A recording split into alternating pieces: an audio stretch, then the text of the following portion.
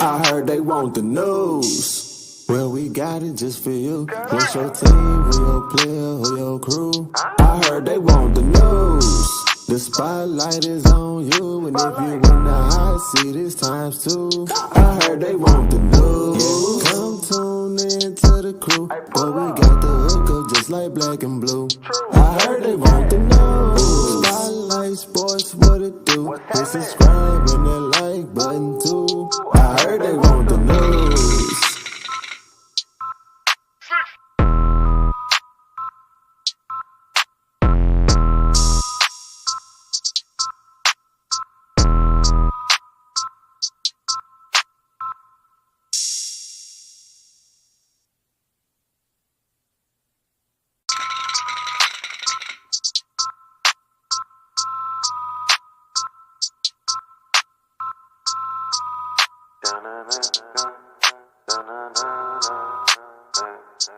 I heard they want the news. Well, we got it just for you. What's your team? Who your player? Who your crew? I heard they want the news. The spotlight is on you, and if you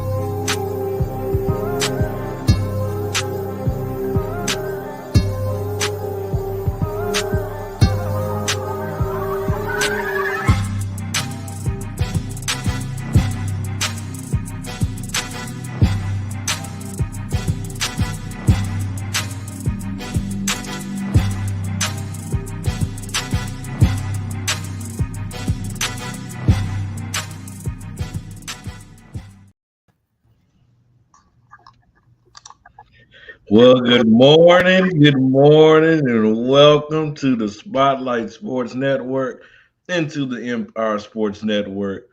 That's right. Key's not here. Key's not in the building this morning. I'm your host, Freddie, the one and only, and I'll be joined by my guy, my best friend. I'm so glad that he's here this morning, Coach Dante. How are you doing this morning? I'm doing good, man. How you guys doing? Happy to be back on the show. It's always entertaining when Freddie comes start something on any type of show. I'm ready for it. I ain't got the Dr. Pepper, but I do got the Coke, so I'm ready. There you go. And then we joined by the one and only Scott Motor City Madmouth. What's going on, Scott? This morning, how you doing? I'm doing great, Freddie. Looking forward to working with you today. And by the way, Coach Dante, I have the Diet Coke. Okay, so if you're looking to get sponsors out and you get Diet Coke, take all the money you want. I just need a little bit of gasoline to have a lot of fun over the next couple of hours. So I'm doing good. I had two great broadcasts last night, Freddie and Coach, with my Fire Up Series, Florida and Michigan. And looking forward to working with you guys as always. Enjoy being on with you guys. And since y'all joined, showing off your drinks and stuff, I have what you call a mysterious drink that I can't tell you what's in this cup this early in the morning. But I want to thank everybody for tuning in. I want to thank everybody watching us. Please follow us on Facebook and subscribe to us on YouTube. You definitely make the show be a lot of fun. You make it, worth the while, and we definitely appreciate all the support and love that you give each and one of us. But let's get into it. Let's talk about Scott's New York Giants, the team that he was supported on yesterday morning. Um, Coach Dante, what did I tell him, my brother? What did I tell him, Coach Dante? I said that the Giants are still a hot mess. Don't get caught up into that 2-0 start. Don't get caught up into Saquon Barkley looking good. Don't get caught up into that defense looking the way it's looking, because they are who we thought they were to be. Last night, Daniel Jones couldn't do a thing. I mean, they pressured him like a career high last night. I'd be like a 24, 25 times, somewhere like that. About 22 times. They Yeah, No, pressed him actually a lot. 24. It was yeah. 24, like they Yeah, pressed that's him a lot. okay. Hey, sorry to interrupt you, Coach. Okay, I knew when Freddie woke up this morning, he was looking to think that I have a giant mess dealing with him this morning, but no, that is not the case. Okay, Freddie, I told you that I never believed that the Giants could go ahead and win the Super Bowl. I said they're an improved team, but again, I'm not taking him to the playoffs. You got a quarterback situation right now where Daniel Jones is essentially a lame duck, is what he is under yet another head coach, under yet another offensive coordinator. With all due respect to you, Freddie, okay, the Giants are having some problems, but when you go ahead and get sacked 5 times and you get pressured 24 times, and you're working very hard to ruin a quarterback. What do you expect anyway? So no, Freddie. Okay, yes, I can say the Cowboys were going to beat the Giants. I got to be humble about it and say you were right that the Cowboys were going to go ahead Say it and beat again, the Scott. Giants. Say who was right? I have no problem, Who was Freddie. right? Okay, well, I don't know what's in your little drink, and frankly, whatever it is, I hope it's good. But the reality Who of the was right, situation, Scott?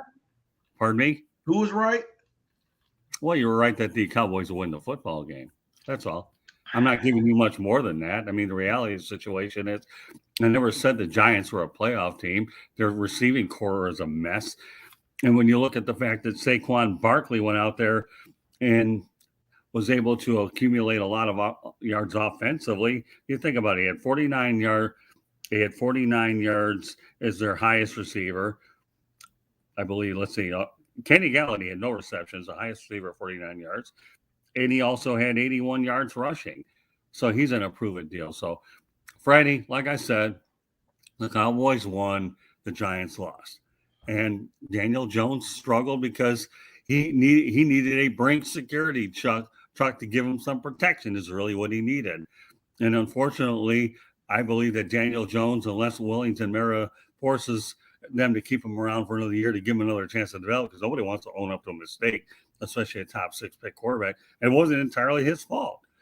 So, here's the thing you better think about as a Dallas Cowboy, though, Freddie. You ready? If indeed Cooper Rush continues to play well this year, he could be auditioning for a starting job someplace else. Think about it. Hold Cooper on. Rush. Hold your point. Hold Well, on, hold on. because No, I'm not. I'm gonna. I think. no. We gonna talk about all of it. But I Okay, no need to problem. address something real quick, sir. All I right, need but you to know what though? You were right that the Cowboys won. I'll give you that much, but I'm not giving you any further because, like I said, Daniel Jones was a moving target, and he had all kinds of problems. And you have a pathetic offensive line. They continue to address it every year, and it doesn't get any better. So, The one thing I do not like, and I'm gonna let Coach Dante get here in a few, but one thing I don't like is when people analyze the Giants. Um, because you said this. Oh, I don't believe they will bring Daniel Jones back next year. But it wasn't completely Daniel Jones' fault. The right, reason why they lost that football game on yesterday. I okay, agree with Troy Aikman. I think Daniel Jones actually played pretty good, but dealing with what he had on the field, dealing with how many times the Cowboys pressured him, I think he played a pretty good game.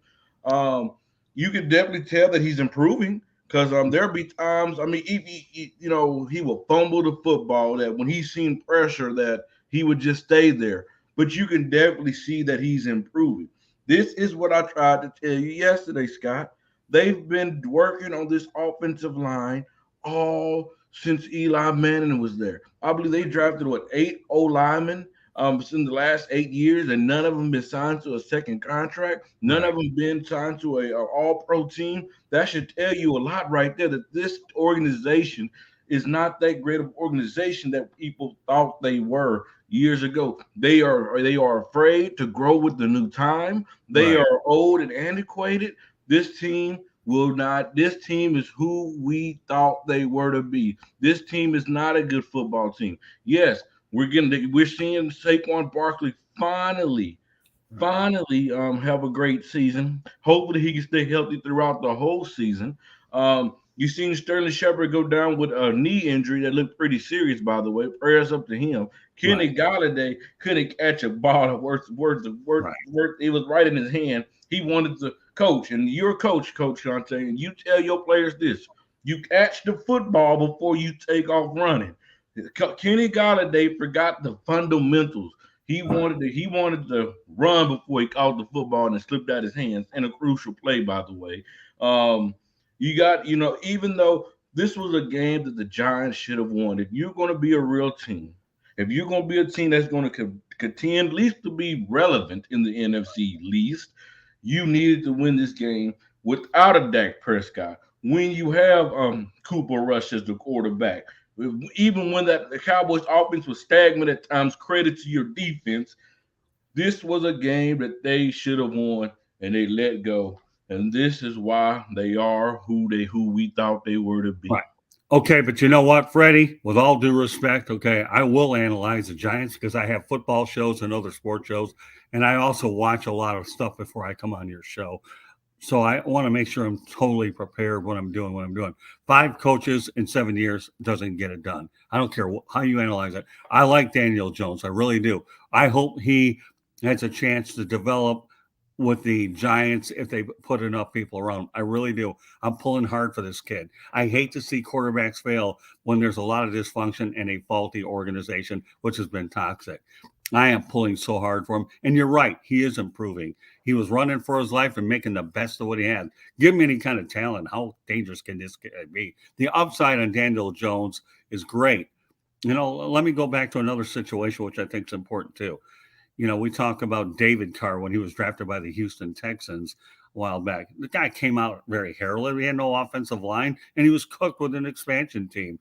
And, I think David Carr could have done a lot of better things, but if you're not protecting the quarterback, doesn't matter what system you're really in, right? You're screwed. I mean, that's all there is to it. But I like Daniel Jones. I really do. I want to just make that very clear. The reality is put some people around him, really. But, Freddie, everything you're saying is very valid. I'm not even questioning that whatsoever. Last night was a game they should have won. Saquon Barkley, if he stays healthy, they have a puncher's chance to at least make around the 500 mark, because I know there's an odd number of games, right? 17 versus 16 before. So they can make notable improvement. You have something to build on. We'll see. It's early, but I am pulling for Daniel Jones hard. I really am. Coach Dante, give us your reaction to last night's game. Good win by the Cowboys. I went for the Cowboys too. Did go for the Cowboys too. So, Pat, you can pat me on the back on that one as well, brother Freddie as well. So again, Daniel Jones, we forgot what college this dude came from. And he was pretty much the cornerstone of the college, even though they sucked the 4 years that he been at Duke. Blue Devils, they're not a good football team in college. They're an atrocious football team. So, then fans didn't expect them to go that high. But again, the upside is real for Daniel Jones. He did everything he could last night. I'm not going to blame 1,000% blame the game on him. It was a times that, the play caller had to call a quarterback draw several times in the game, and he was able to get out. He was able to get out the pocket most of the time, most of the night. It felt like that all night. DeMarcus Lawrence had a field day. I mean, Evan Neal had a tough night. That rookie had a tough night last night. He was getting beat all night long by DeMarcus Lawrence and that defensive line. 24 pressures. That means every time they get in the backfield, he's getting knocked down. He's getting beat up. One play that I think Wilson came off the edge and just down the spine, busted Daniel Jones to death. Kenny Galladay, it's not a good receiver. Let's put it like that. Not a good receiver at all. Can't separate in coverage. Can't catch a cold.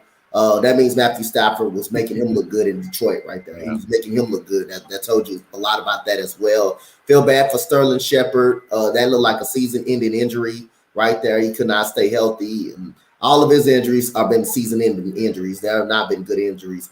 Saquon Barkley did what he could do. He had some good rushes. The defense, I think, they did all they could. But again, when your offense is on and off the field, when your quarterback has to run for his life the whole night, and when you don't have a true number one wide receiver, you wanted to address the offensive line with an Evan Neal and more. It's still not working. People still getting in the backfield. So not many options that the Giants can go through last night. And the Dallas Cowboys finally capitalized on CeeDee Lamb, finally decided to step up in the fourth quarter after that drop pass that he should have dropped touchdown that he should have had that made it 13-3. And the running game, Dallas running game, Tony Pollard and Ezekiel Elliott got going last night. So those are the keys to the game, to the Dallas winning the game. But it don't look like the offensive line improved for the New York Giants. They don't got a number one wide receiver.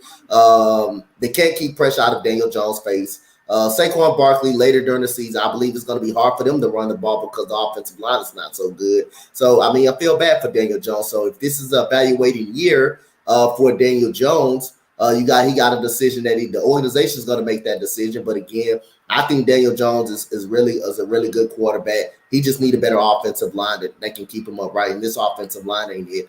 They drafted Evan Neal high, and he's just getting beat like a drum. So again, that was the keys to Dallas victory. Shout out to Dallas. They're 2-1. We'll see what they do in the next game. You know, I want to bring up something just to kind of make the topic, you know, see if we can get the blood flowing this morning, because I want to get under somebody's skin this morning. That's my goal when I woke up this morning. I said, I'm going to go on the Coffee Sports Morning Show. I'm going to get under somebody's skin. I'm going to frustrate somebody. I'm going to get them red. I'm going to get them pissed off. So it's either going to be you, Scott, or you, Coach Dante. I really want Coach Dante because I haven't get a chance to do that to you yet.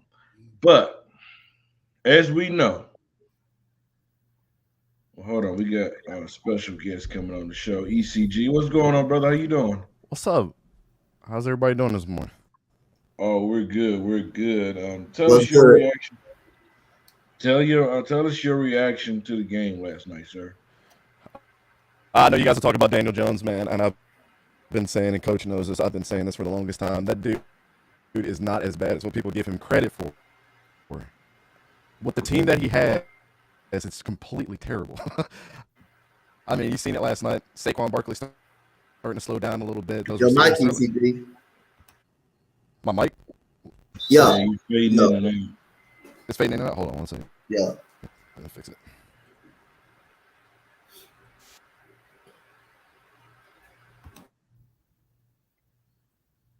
Is that better now? Much better, yes, sir. Right. Yeah, you good. I was saying, you know, people don't give Daniel Jones the credit that he deserves for having such a crappy team.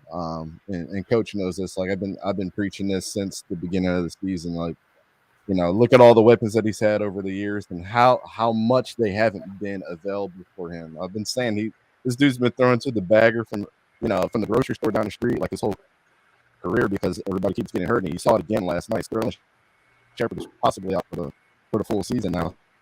Saquon Barkley's starting to slow down, so we're starting to see the steam come off that train, and he's starting off hot. And again, a lot of people like to say on the other side with the Cowboys, I've been saying CeeDee Lamb was something special, man. I know he had that one terrible drop. Everybody gets one of those in their career, but the amazing catches that he continues to make over and over and over and over again. And Coach knows this, man. I have so many damn jerseys. He was the last jersey again, brother. Yeah. What is going on? Hold on, I'll dump in. I'll dump in right back. Yeah. But let's move it to the next topic. Okay, let's do it. So we're still talking about the Cowboys. We're still talking about the Giants. Dak Prescott's been down with injury for the last couple of weeks. Cooper Rush have been holding down the fort ever since he's been gone. He's been winning. He's looked good. He's actually looked good to a point where he's building chemistry with a CeeDee Lamb, which did not look too good with Dak Prescott or a Noah Brown, whatever his name is. They didn't look good with him as well. It just looked like these guys are building the chemistry with Cooper Rush. These guys trust Cooper Rush more than they do Dak. To me, we've heard Jerry Jones come out and say that he wants the quarterback controversy and all that. Dante, do you think that the Cowboys should roll with the Cooper Rush until he loses? As long as he's hot, do you think they should keep him in there? Or if Dak is ready next Sunday, do you think they should roll with Dak? You know what? I'm going to plead the fifth on this question. because there's two ways you can either go. Like I said again, you want to go with the hot man. You want to go with the hot man. And the guy built the chemistry with CD Lamb. He's getting the ball to those wide receivers. But at the same time, we know what Dallas is going to do. When Dak Prescott is healthy, he's the quarterback of this team. Let's keep it real. But you're in reality, you want to go with the hot man that's keeping afloat, that's getting this team winning, that's building momentum with this team. You don't want to do nothing to distract that and to mess that up. Now, by bringing Dak Prescott back in the game, bringing Dak Prescott in the game, how does the chemistry flow back together? You don't never know, they can mess the chemistry right back up. So I'm a firm believer in going with the man that is really hot. And plus, I mean, he was able to beat Cincinnati. He was able to get a big win against Cincinnati. He was able to get a big win on the road against the Giants. Don't forget last year when Dak Prescott was out, he got a win in Minnesota. So Cooper Rush can win. He can be a winning quarterback if he can get him an opportunity. So like I said, I'm going to go plead the field because we know Dallas is going to put Dak Prescott back in the lineup when he's healthy. But in reality, you're supposed to go with the hot man if the man is hot. If the man going, keeping the team going, you're supposed to go with that reality. You're supposed to go with that. But again, Dallas is going to put this man right back in the lineup. We already know that. You know, Freddie, I really like this question. I really, really do. You know why I like this question, Freddie? Because we're talking about Jerry Jones, who, by the way, let Jimmy Johnson get away, and then Barry Switzer took over, and the Cowboys haven't been the same. Period. Okay. Now, to answer the question, I believe with Cooper Rush, you keep him in there until Dak Prescott is fully healthy. I don't think you rush a thumb injury back at all. I think you're setting up yourself for a big problem down the road.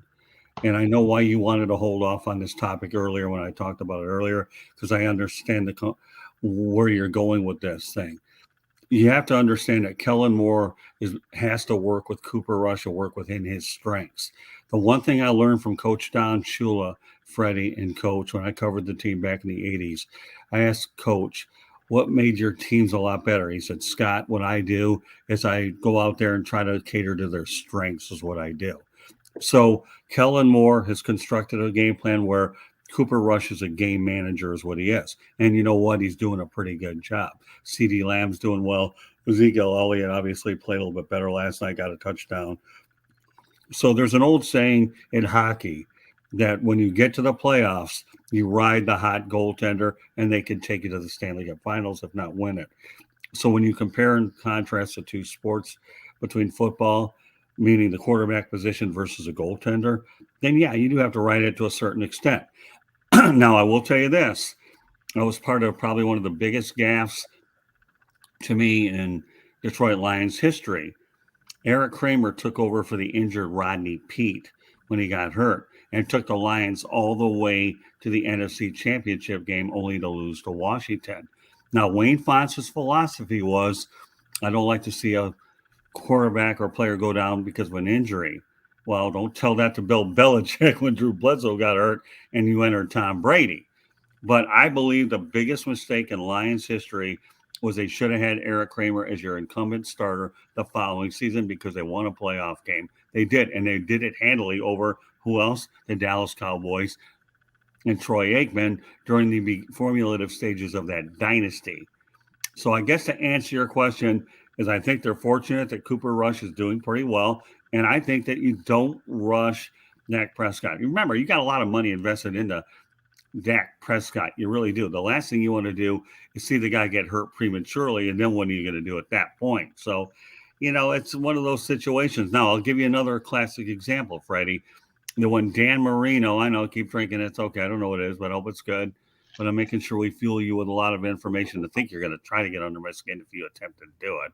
But when Jimmy Johnson came to Miami from Dallas, he tried to get Dan Marino to imply with an offense where I want to bounce attack, rushing, and passing. Well, if Dan Marino had any sense at all, he would have bought into Jimmy Johnson's system, but he got routed in Jacksonville, and that was the end of it, I believe, for both of them. But you've got to ride the hot hand, and I think you go with Rush another 1 or 2 weeks. Why rush him? Pun intended. Okay. This is my thing. Okay. And we'll get you in here in a minute, ECG. My thing is, you can lose your job, your starting job in the NFL, in the sports period, if you're not available. Right. And let's not sit here and act like this is the first injury of Dak Prescott's career. Right. He's tending to find these injuries be more relevant to him. But my thing is, like I said, this team looks better with Cooper Rush than they do with Dak. These guys have better chemistry with Cooper Rush than they do with Dak. They seem like these guys are seem like they rally behind Cooper Rush better than Dak Prescott. And I'm not sure that might be because Kellen Moore is calling a better game. Mhm. I believe, I do see that they're running the football more with Cooper Rush than they are with Dak. That can be, part of it as well. But right now, we're seeing Cooper Rush come in there, and you say he's been game manager. I'm not sure. I've seen Cooper Rush go out there and sling the football the last couple of games, and he's doing a pretty good job at it. Um, but if I'm the Cowboys, I'm sticking with Cooper Rush as long as it works. What do you have to lose, Cowboys? I mean, it didn't work with Dak, and you only won one playoff game with the guy. I mean, it won't hurt to try something else. I mean, good God. I mean, how worse can it get? I mean, you are a mediocre franchise that's been mediocre for 26 years. I mean, this is who y'all are. Now, I'm surprised Doug, big time, haven't came on this yet, but I'm pretty sure he'll find a way. He'll hear what I'm saying. He'll be on in a minute, but this is who the Cowboys are. I mean, they have nothing to lose at all. So Freddie, I would that's roll. a fair point, pal. It really is. I would roll with Cooper Rush until you lose, because right now these guys are motivated by Cooper Rush. ECG, what's your thoughts on it? I mean, you're almost seeing the. And can you guys hear me fine now? Is it cutting in and out? Yeah, it's good. Cutting in and out. Oh my goodness! All right, Scott, you have something to say real quick? Yeah, I do. Freddie, everything you're saying is a fair point. I really believe that if you can ride them as long as you can, it's all about wins and losses in this game anyways, really, getting to the playoffs. And if Cooper Rush is doing well, you do it. Now, I should point out, like I mentioned earlier, Cooper Rush has some success. He could be auditioning for 31 other teams to get a starting job next year. So it's to his benefit to go out there and perform well, because right now the Dallas Cowboys with Cooper Rush are on house money. They really are. They didn't expect him to win a couple of games, and they're doing well. I think the Cowboys fan base should be feeling pretty good that Jerry Jones said, I'm comfortable with Cooper. Well, yeah, you won a couple of games, so why wouldn't you? So fair, Freddie, everything you're saying is a fair point. If you can ride them as long as you can, you do it. I have zero issue with that at all. I really don't. Again, it goes back to ride them as long as you can, but don't risk further injury with Dak Prescott because of his injury history. So I really don't have a lot more to say, except I believe that everything you're saying is accurate in my mind. Let's keep it moving. Let's move to the next topic. And ladies and gentlemen, Coach Dante, I believe in giving flowers while I can, my brother, and I have to give you your flowers because I'm not gonna lie, I didn't realize this, but you made a great point on yesterday when it comes to Mr. Lamar Jackson. I didn't realize that his numbers were they at today.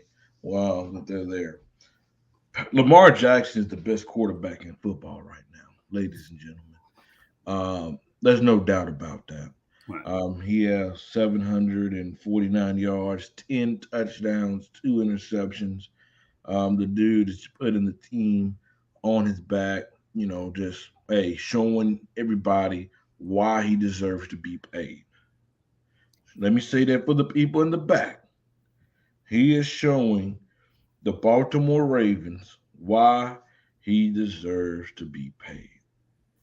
Coach Dante, does Lamar Jackson deserve the bag? And do we? I'll let you answer the question. Hell yeah, he deserves the bag. Hell to the yeah, he deserves the bag. That's the cornerstone of your franchise quarterback. That's that's on the organization. And like I said, man, this guy, no matter how much people can attack, the man can't throw. I mean, the guy can do so much other things. I mean, I know having the legs, I know people want to discredit him because he can move out the pocket. They think he's a run first quarterback. Well, actually, the guy's not a run first quarterback. See, this is what I'm saying. People just assume this guy a run first quarterback. The offense is built around Lamar Jackson to do all of that. That doesn't mean he wants to run the ball first. That does not mean he wants to run the ball first. The offense is designed to do quarterback keepers, read option plays, zone reads. They're catering to that offense because it works in his strength, in his playmaking ability. That's all. That doesn't mean he just grab the ball and just take off and run the football. That doesn't mean that. So the offense is catered around his strengths. And the guy can throw the ball. The guy can throw the ball. His completion percentage get better every single year. Again, he's doing this with tight ends and probably one good wide receiver. Now, wide receiver from Texas, Devin Duvernay has been doing pretty well. Rashad Bateman has been okay. They have a running game and J.K. Dobbins and all those guys, but those guys are not yet developed on number one receivers. That's why it's so important to have that quarterback, I think, in this league. If you got that quarterback that you can rely on, no matter what weapons he's got, that can make these guys better, then you're fine with that. Like that same thing with Aaron Rodgers situation. Romeo, I can hear myself back there. Yeah. ECG, that's you. Okay. I'm good. All right, so you got Romeo Doubs, a rookie from Nevada. You got Christian Watson, another rookie from North Dakota State. And how did that work out? Now the offense got shut down in the second half, but Aaron Rodgers still made it work. Though that's an ability of having a great quarterback that you can go out there and trust and make other guys better. And it's coming along. And that's what Lamar Jackson is doing right now. He got Mark Andrews, who's a top 3 tight end in the game right now, because I don't think Darren Waller's a top 3 tight end anymore. I just really don't think that from the Las Vegas, but I don't think that no more of him. You got Isaiah Likely, another tight end. They got another tight end, and then they got Rashad Bateman. They got Rashad Bateman again. This offense is built around Lamar Jackson's skill set, and he is doing a great job. And right now, he is my MVP of the league. If I have to pick right now, he is my MVP of the league, and he deserves the bag. Kyle said, would you prefer to see Lamar in a more wide open offense? Just keep the offense as it is. If it's working, don't break it. Just keep the offense the way it is. That works in his skill set. Keep the offense the way it is. Don't break it. All right, Scott. Okay, some information about Lamar Jackson. 2018 first round pick, 32nd overall. Means 31 teams passed on him. He actually went to school right up the road from me out in Boynton Beach at Boynton Beach Community. So that's about 25 minutes away. Florida certainly brings out a lot of great prospects. Here's the deal with Lamar Jackson, okay? He could easily be an MVP candidate. I really like the possibility. My only concern is, can he stay healthy? One hit, he's in trouble. But how much money do I think a guy like him could command? Number one, he has no agent. His mom is representing him. Don't be surprised to see a contract of around $300 million easily for him. I think and you know what? He's the most humble kid on the planet. He really is. He loves to play the game. So anytime you have a kid that really loves to play the game, plays it at the highest level possible, and it's humble, that to me doesn't have any off the field issues, on the field issues. What's there not to like about him? But I can see Lamar Jackson getting a contract anywhere between around $300 million, set the bar a little bit higher. And at this point in time, I think he's worth the money in a lot of ways. He's a franchise cornerstone, for crying out loud. You realize what a chip on his shoulder he had coming in the league? Think about it, 31 teams passed on me, and I got picked by the Ravens at 32. Okay. That says a lot about him. I have nothing negative to say about the kid. In fact, crazy enough, I actually went to physical therapy because I was dealing with some shoulder issues, and I actually talked to Lamar Jackson's uncle here in Fort Lauderdale, and we talked a little bit about Lamar. But I think the guy's great. He has no agent, so you don't have to pay the agent any money. And Mama, it's okay. I think she'll come a little bit cheaper than the actual agent. But yeah, you do build an offense around this guy. Why not? I mean, he's a heck of a player. He's a freakish athlete who passes fairly well, and he's a threat on the ground. I don't have a whole lot more to say. I think he's worth every dime, and I think he'll definitely get it. And Deshaun Watson, get Go ahead. I want to 31. get one more thing off after Scott go. I want to get one more thing off. And people said this guy has not done nothing in the league. And what has he done? Well, since he went to the organization, he has been in the playoffs every single year. Besides last year, when he got hurt, they were 8-3. And what happened after that? They didn't go to the playoffs. So what does that tell you? Lamar Jackson impacts that organization. And the quarterback of his caliber impacts the organization. He's a second round guy. He went to the second round. He's 1-2 in the second round. 1-2 in the second round. See, I hate when people say he's an MVP of the league. He did lead the league 1 year in passing touchdowns and rushing. So that gives you consideration. Was he done? I hate when people say this guy hasn't done nothing or any guy hasn't done nothing. I'm gonna play devil's advocate. What has Derek Carr done in this league? He has made one playoff appearance. Say that louder, Coach Dante. Derek Carr has made one playoff appearance, and we want to say what Lamar Jackson has done in this league. I can say the same thing. What has Derek Carr done? What has Kyler Murray done in this league to deserve that money that he got? Joe Burrow has did more than both of them combined. So we want to say what have Lamar Jackson done? We want to say what have Lamar Jackson done in this league? We can just flip that. We can just flip that around and just play devil's advocate. Even though I say Derek Carr is a solid quarterback, but we might well just flip that on him too, or Kyler Murray. What does these guys have done in this league? What did Matt Ryan? Matt Ryan went to the Super Bowl and he's an MVP. He has done something in this league. Matthew Stafford has done something in this league. So, like I say again, Lamar Jackson has done something in this league. So I don't like when people bring up what is it this guy has done, because there's a lot of quarterbacks that hasn't done nothing in this league, and he's done way more than all of those other quarterbacks that we all named that I just named. Well, Coach, good point. I don't know if you heard what I mentioned before, that Lamar Jackson was a first-round pick, 32nd overall. So he was drafted in the first round. And the reason why that's important is the first-round guys have 5-year deals, where the second round would end up going ahead and getting a 4-year type of deal. But other than that, everything you're saying, Coach, is completely on point. It really is. He's definitely done a lot better than what's out there. So first-round pick, 32nd overall. ACG, are you back with us? All right, I switched up. I switched mic interfaces, and I try to be good with the audio. Am I good? I don't think that's a good now. Or I don't think that's a good one either, brother. It's not working. It might still not working. Be my computer then. Let me just restart. Right. I'm gonna say this, ladies and gentlemen, boys and girls of all ages. Lamar Jackson, Coach Dante brought some great points. I was going to bring up a lot of that stuff, but he did it good by bringing it up. Lamar Jackson is an MVP. Lamar Jackson have won a playoff game. Lamar Jackson is young, and we've seen what this team looked like without him. And he deserved a bag. And I just want to pass a message to Baltimore, because I'm not going to beat up on a dead horse. The longer that you wait, the higher the number is going to be. Right. If I'm Lamar, don't sign nothing right now, brother. Wait till the offseason. Because then if they let Joe Burrow Herbert sign their contracts, guess what? Lamar will go in there. We starting at that number. Because right now, we're starting at Deshaun Watson's number right now. That's where we started. I'm gonna get paid more than like Kyler Murray, too, by the way. But we're just gonna start there. And then we're just gonna elevate even higher. So Baltimore, be smart. Don't be cheap, be smart. Let's bring it to the next topic. Let's go to the NFC. Last football question for the day. Then we're gonna talk some hoops.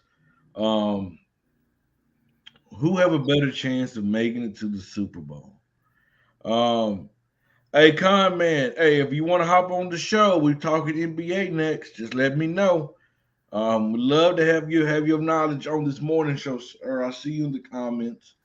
Who have a better chance of making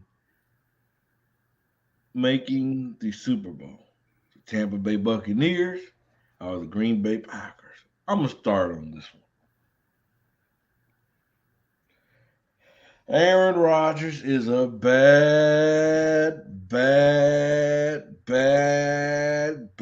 man. And we all know that. That's what he is. People all of a sudden thought that he was going to go down. because he lost Devontae Adams. And coach, can you remind me of what his record is without Devontae Adams, sir? 12-2. He's without his best receiver, 12-2. And Devontae Adams is 0-3. Okay, okay. All right, cool. Cool. I just wanted to be remembered. Just want to remind them. You know, I like what they did because now they're in a position. They're in their position. He's forced to build relationships with other guys on the field. We're seeing an AJ Dillon, an Aaron Jones be a part of the offense more. We're seeing the defense elevate themselves even more. You still have Matt LaFleur, great offensive mind, but I am not choosing him over a Tom Brady. Let's be honest. Let's be real. This Tampa Bay Buccaneers team is not going to be the team that we see in January. This team right now is depleted. This team is hurt right now. Hey, his offensive line took bangings before the season even started. So let's get that out the way. You're waiting on Godwin to come back. Mike Evans was suspended. Julio's dealing with little injuries. So this team is going to be much better. There's his defense. If that defense can stay healthy and carry him until those guys get back, Tampa's going to be a dangerous team to be reckoned with. So I'm going with the Tampa Bay Buccaneers, but I will not count on Aaron Rodgers because he is a bad, bad, bad man that he is. ECG. Let Mike All right, test. third time's the charm. Are we good? I think so. Yeah. Yo, we Okay. straight. I switched cables. I went into my music interface. I checked it there. I think okay. If we're Gucci, we can continue on. I didn't hear what the subject was before I joined. Who has a better chance to make it the Super Bowl? The Green Bay Packers or the Tampa Bay Buccaneers? Wow. I'll probably say Tampa Bay, and here's why. Because we don't know. We still don't know. Like, we've seen Romeo Dobbs, start to pick it up, but we still don't see the meshing of those wide receivers with Aaron Rodgers yet. We know what their defense is about. Rashawn Gary stepped up very, very big. I've been saying for years now that Jair Alexander is the real deal. He's the closest thing. I said this was a hot take, but he's the closest thing that I've seen to a cornerback playing just like Deion Sanders. Outside of that, I think Tampa Bay has more weapons on their team. Those guys have been together a lot longer. Tom Brady's still there. And I know Tom Brady's not. And I said this is the year he was going to regress. When I did my top 40 list, and I think I had him at 9 or 10. People are like, "Are you crazy?" I said the same thing. This is the year he's going to regress. And with all the things that are going on with him in the media, you're starting to see that too. So, with that being said, with the history, with the coaches that are still there, with the offensive scheme that they're still running, as long as those guys stay healthy the whole season, I think Tampa Bay has the better team overall. If Green Bay can somehow get those guys to play better together, especially at the wide receiving core, they'll have a better time there of making it. But right now, I have to logically give the edge to Tampa Bay with everything that they still have going. Scott, do you agree? You know what, Freddie? I'm a little mixed on this, so let me just give you my reasons why I'm a little bit mixed on this. Okay, I would feel better about Tampa Bay if they had Rob Gronkowski on offense. They don't. He's a red zone threat. If you look at the tail of the tape, Tom Brady 7 Super Bowl wins, Aaron Rodgers 1. Then obviously you'd be leaning in that direction. Again, we're talking about a bunch of ifs here. Okay, if the Buccaneers get all their receivers back, then there's no question. I think they have a better chance to get to the Super Bowl. I really do. However, what I'm going to do for the moment is I still have a gut feeling about Aaron Rodgers that he will ultimately acclimate to his newer targets, and the Packers running attack to me is going to be able to provide some balance. So I'm a little bit mixed. I still have to go with a hunch. In a reluctant hunch, I'm going to go with the Packers. I really am. when you stay with it, when you have lunch, you kind of have to stay with it for a while until things play out, and that's what I believe. But again, we're talking now. Who has a better chance to get to it? Either or. For all we know, neither of them will get there anyhow. But depending on how it plays out later on, so I love Tom Brady, 7 Super Bowls to 1 over Rodgers. I mean, I would think that would be the overall thing. I think that the core receivers that you have with Tampa, and you have some experienced ones too. The experienced ones with the Green Bay Packers, Randall Cobb, Alan Lazard, and Sammy Watkins can't stay healthy. So that works against the Packers as well. So I'm going to stay with the Packers because I feel my gut feeling is telling me to do it, but it's certainly a pick in my mind, Freddie, because you outlined it, a lot of excellent points. And it's hard to really go against the points that, we're talking, week 4 now versus later on in the year. There's an old saying in professional sports where when you get to the trade deadline, whether it's in the NBA, Major League Baseball, or hockey, that you get pieces back at the right time. And that might be where the Tampa Bay Buccaneers get a lot of their better players toward the latter part of the year. That would be the equivalent to a trade deadline where you're able to bolster your roster because guys are coming back. So, Freddie, again, when you make great points, I'm not afraid to acknowledge them because you make a whole lot of sense. It's just when you look at the sum of the whole and the whole of the sum, I still have to lean toward the Packers for now. All right, Coach Dante. I'm going with Tampa Bay. I think they have the best. That if that team is, I think Cameron Braden. I think he's a good tight end. I don't see Gronk coming back anytime soon, so I think it's a hole that you can fill with him. I think the receiving position is good. Mike Evans just was suspended only for that game, only popping for that game. He's going to be solid. Once they get Godwin back, they're going to be an all-around solid team. Their defense is improved. Antoine Winfield, Mike Edwards. I mean, you got Vita Vea in that middle. You got one of the best linebackers in all-around football. I'm going to tap the way through. That's the closest team I say that can be that can stop the Rams from 2 people. Is the Tampa Bay Buccaneers. Man, I didn't want to see your face this early in the morning, man. I'm calm this morning. And you try to get me all riled up. It's early. What you want, A-Rock? What you want? First of all, good morning, Freddie. Good morning, sir. How y'all? What's going on, Coach? How you doing, Scott? How you feeling? How you feeling this morning? Thanks for asking, A-Rock. Feel pretty good. Nice to meet you. I ain't coming here to start no trouble. That be you in the group chat starting trouble. Freddie, that don't be me. That don't be me. I'm coming here with nothing but peace and talk about some good sports. All I did was I wanted to know I wanted the opinion from your brother. What's going on with the Raiders that he gets in his but they know how you come about stuff, Freddie. How'd I come? I just wanted to know. I know, but it's just the way you know how you be coming off we in the group chat. You know how you get under my brother's skin. So that's why I was just leave it alone. Just leave it alone. But we got to do this game on Monday. Me and you. Next month? Oh, man. I'll look at my work schedule. I'll see what I can do. All right, bet, because these are teams playing against each other now. So you know what I'm saying, if you can, we gotta do this game. I got you. I'll look at my schedule. I'll text you in the group chat and we'll see what we can do. Coach, the hardest working man over here. I swear this man he be on every stream. Hardest working man over here. He is the stream. What y'all talking about though? We about to go talk some hoops now. We about to hit into the NBA side since training camp is this week. We'll start off with the champ. We'll go to Golden State Warriors. Let's do it better. Let's do the top 10 teams in the NBA, and then we'll break it down by the division. So I'm talking about West and East combined, your top 10 teams in the NBA.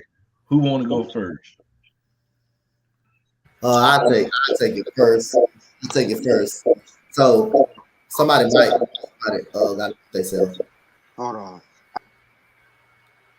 All right, so I go first. I wasn't ready for this topic right here, but I'm gonna make the best out of the 110. Okay, so I'm going to go with the Warriors. I think the Warriors, like I'll say, long as they got that team stuck together, they the defending champions. I'm gonna go with the Warriors as the number one team in the NBA right now. And second, they lost their coach. Uh, I'm gonna go with the Boston Celtics, number two. Number three, yep, I'm going. Like I say, I'm gonna go with the Boston Celtics. I'm gonna go with the Boston Celtics until it's proven otherwise. I'm gonna take the Boston Celtics. Number three, I'm gonna take the Miami Heat. Number four, Wow. I'm gonna take number four. I'm gonna take the Los Angeles Lakers if the team is healthy. I'm gonna take them at number four. If the team is healthy, I believe they can be a top four team in the NBA. Number five, I'm gonna take the Mavs. Number six, I'm gonna take the Phoenix Suns.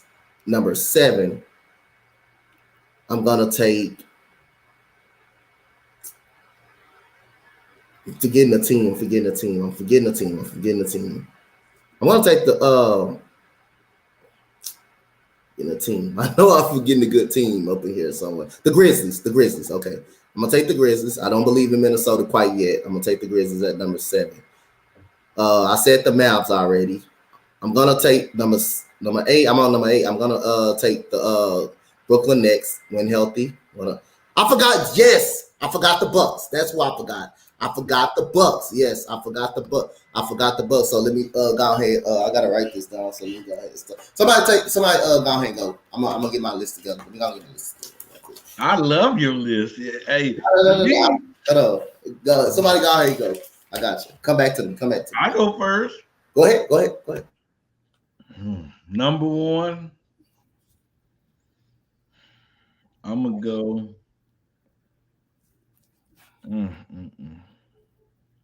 I'm gonna go with the Golden State Warriors. Got to give them the respect. They're the champions. You know, they still have Steph Curry. You still have Andrew Wiggins. I believe Clay's gonna be even better with him having a full off season now. Draymond's still there. You still have Poole. So I think they're still going to be there. Number two, I'm gonna go with the Milwaukee Bucks with Giannis Antetokounmpo. Um, hey, he's probably right now the most dominant player in the game right now. The best, he's the best player in the game. One of the best players in the game. Chris Middleton, he'll be back. We still have Brooke Lopez in the crew. I think they'll still be that defensive team that they are. Number three, oh, man, number three. I'm gonna go with the Denver Nuggets. Yes, the Denver Nuggets with Nikola Jokic, the best center in the basketball right now. Jamal Murray is going to be back. Michael Porter Jr. is going to be back. We've seen what Jokic did by himself. Now that his support is going to be around him, that he's going to be able to do, he's going to be able to depend on guys that can quality do those things that they need to be done. Number four, I'm going to go with my Lakers. I'm going to go with my Lakers number four. I definitely agree with you, Coach, because one thing that I'm hearing, I listened to our media day yesterday, and I'm loving what I'm hearing. Darvin Ham is going to bring us back to that defensive-minded team like when we won the championship. Anthony Davis, he'd already said that he has a chip on his shoulder. And the key, I might be willing to make that bet with you because AD said that his goal is to play 82 games this season. That's his goal. And I believe if they are back on this, if defense, because offense wasn't really their problem last year, it's that they couldn't guard a snail. Scott could have went out there and score on them guys last year. I'm just being honest, Yeah, no, you're just looking for a way to take a shot at me any way you can, but I really don't, frankly, care. I don't take this stuff personally because I've covered the best in the NBA. But go ahead, take your shot. You're entitled to a freebie once in a while without a rebuttal. Too much of a rebuttal. No, I'm just saying. I think you can go out there right now and score on them last year. I think you had a perfect chance to go get whatever you wanted. That's a compliment to you, sir. Well, then you know what? I'll definitely accept it graciously. Fair enough, Freddie? That's fair enough. So I have them number 4. Number 5, I have the Miami Heat. This is a team that's going to be built on toughness. This is going to be a team, even though with Jimmy Butler have the extensions in his head, whatever. I don't know what he's going through in life, but he's going through something, obviously. I think Kyle Lowry, he'll be better than he was last year. Tyler Hero, he'll be better. You still have Duncan Robinson, those guys. He still got Bam. So I have them number 5. Number 6, I have the Phoenix Suns. That's going to be still a tough team. My only concern is them. How is the Sarver thing going to affect them mentally? Right. What are they going to be? What's going to be in their mindset? But you still have Chris Paul, that I believe that he can make sure his guys is ready. You still have Devin Booker, DeAndre Ayton. You still got Cam Johnson. So 6. Number 7, I have the Brooklyn Nets. I do believe once all 3 of those guys are bought in, that they're going to be a dangerous team to play. Kevin Durant is who he is. We're not going to see Kevin Durant do what he did in the playoffs. 2 years in a row. That's just not going to happen. Number 8, I have the Boston Celtics. Um, Come on, comment. Come on the show. Come on the show, sir. Stop talking in the comments. Come in the show. I see you coming at me. Uh, I had the Boston Celtics number 8. I don't. I just, with them losing their coach, I don't think they're going to be that team from last year. I don't think they're going to be that defensive minded team from last year. I really don't see it. So I have them number 8. Number 9, I have the Cleveland Cavaliers. And this is a good young team. That's brought in Donovan Mitchell. You still have Karis LeVert. You still have Garland, Mobley, Allen, JB Bickerstaff as your coach. They're gonna be a great defensive team. They're gonna do what they're gonna do. And number 10, woo, man, there's a lot of good teams in the NBA. Number 10, I'm going. I got Philadelphia. I got the Clippers. I got Memphis. Who am I going? I'm gonna go with Memphis. Hey, John Morant is the truth, ladies and gentlemen. Brooks, you still got Brooks. You got Eric. You got Baines down there. You got Steven Adams. I'm going with the Memphis Grizzlies. They was. Ooh. I gotta retract that. I'm sorry. Let me change that. Number 10, I have the Dallas Mavericks. I can't leave Luca off this list. Luca Magic. This is a guy that changed his body. This is a guy that came in there, and we seen him in this offseason playing overseas. He just been dominating. We see what this guy can do when he's by himself, but the Dallas Mavericks did get him some help in Christian Wood. So I'm going with the Dallas Mavericks number 10. And the reason why I didn't put Philadelphia and the Clippers in my list is because we don't know what version of them we're going to get. We don't know if Kawhi Leonard and Paul George, if they healthy. They're never healthy, so you can't put them on the list. They're never healthy. They can be good when they're on the floor. They're never healthy. That's the problem. Yeah. I'm gonna tell y'all a fun fact that you don't know, because Tay Rock is probably gonna bring it up. Oh, AD, he can't stay healthy, but Anthony Davis have played more games in LA than Kawhi Leonard and Paul George have, sir. But nobody ever called them street clothes. But that's just funny to me that it's easy to pick on somebody that's in the real LA team. And the Philadelphia 76ers, I don't really judge them. I mean, the Philadelphia Houston Rockets, I don't judge them in the regular season. It's more postseason, because we've seen the Philadelphia trust the process and all that. We've seen them win a lot of games in the regular season. It's about what they do in the postseason. What version of James Harden are you going to get? What version of Joel Embiid are you going to get? That's what version of Doc Rivers are you going to get? It's a lot of question marks, and this looks just like it's giving me Houston Rockets vibes. It really is. So that's my top 10. Now I'm ready. I'm ready. I'm go ahead ready now. I'm more ready now. I'm more ready now. So all right, Golden State got Golden State 1, Boston 2, Milwaukee 3, Miami 4, Dallas 5, Lakers 6. Hold on, coach. Hold on. Hell no. Hell Lakers, no. yep, Lakers 6. I Hell think no. it's better than the Lakers. Memphis 7, Phoenix 8, Philly 9, and Cleveland 10. How the hell you have us number 4 earlier? Now we always number 6. I forgot about Milwaukee. You know what's crazy? My list is basically the same as Coach's. That's how I had all the teams in my head already before he switched it back. But the way he had all the numbers, that's basically my same list I had in my head. I was thinking that same exact list. That's crazy. I had your Lakers on the list. I had your Lakers on there. Taylor, who's your team?